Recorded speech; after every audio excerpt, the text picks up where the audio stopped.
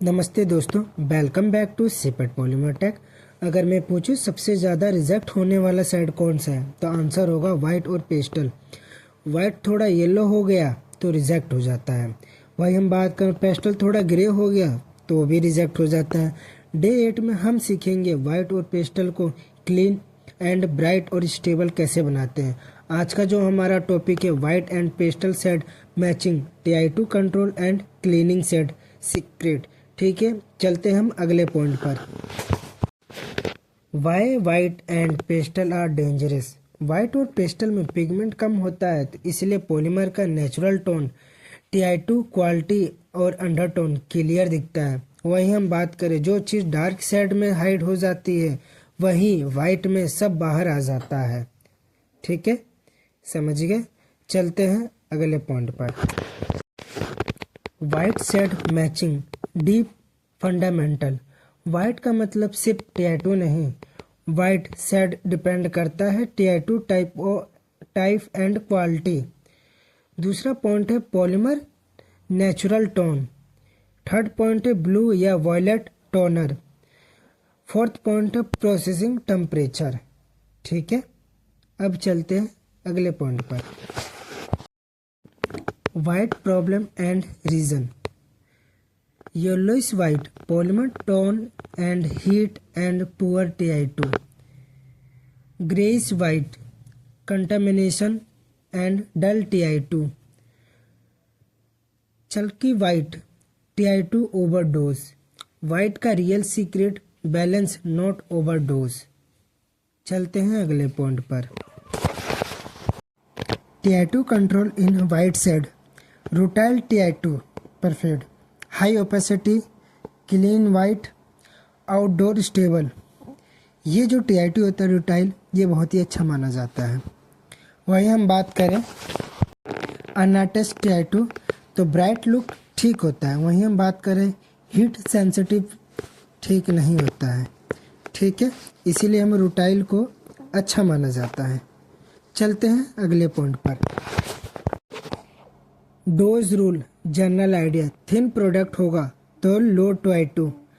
वहीं हम बात करें थिन प्रोडक्ट तो हाई TI2। सिर्फ वाइटनेस देखकर TI2 मत बढ़ाओ, ओपेसिटी प्लस टोन दोनों चेक करो। ठीक है, चलते हैं अगले पॉइंट पर। Blue and violet toner white का सीक्रेट वेपन होता है। प्रोफेशनल वाइट में माइक्रो ब्लू या वायलेट होता ही होता है।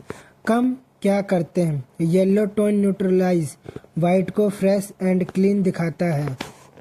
ठीक है, ओवरडोज रिस्क। वाइट ब्लूइश हो जाएगा तो कस्टमर तुरंत पकड़ लेता है, तो डोज PPM लेवल बहुत ही कम बैरली विजिबल होता है। समझ गए। Pastel shade matching core logic.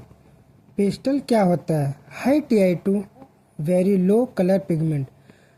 Pastel problem greyish look, patchy shade tone unstable. Solution है strong and clean pigment, less number of pigment, correct undertone selection. Pastel में वीक पिगमेंट डल शेड होता है। समझ गए। अब चलते हैं अगले पॉइंट पर। Pastel correction rules. जब आपका पेस्टल डल हो जाए तो हमें उस समय क्या करना चाहिए, स्ट्रेंथ पिगमेंट थोड़ा बढ़ाओ, TI2 थोड़ा कम करो।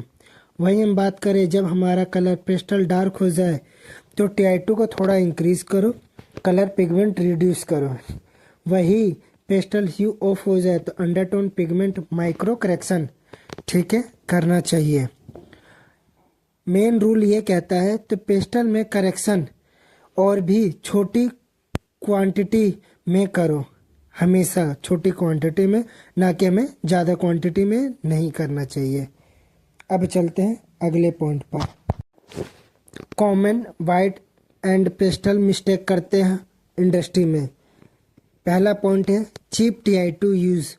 हमें कभी भी चीप TI2 यूज़ नहीं करना चाहिए। Polymer tone ignore. हमें कभी भी पॉलीमर का टोन इग्नोर नहीं करना चाहिए। Too many pigments. हमें बहुत सारा पिगमेंट ऐड नहीं करना चाहिए। ओवर टोनिंग नहीं करना चाहिए। हीट वेरिएशन इग्नोर करना चाहिए। ये सब से वाइट एंड पेस्टल कभी स्टेबल नहीं होते। ठीक है। डे 8 में आपने सीखा white set logic, TI2 control करना, blue and violet toner use करना, pastel set strategy, common mistake. कल डे 9 में हम करेंगे dark and black shade matching, carbon black undertone, depth control, dead black problem का सॉल्यूशन। डे 9 के बाद आप ब्लैक शेड को कंट्रोल कर पाओगे, ब्लैक शेड आपको कंट्रोल नहीं करेगा।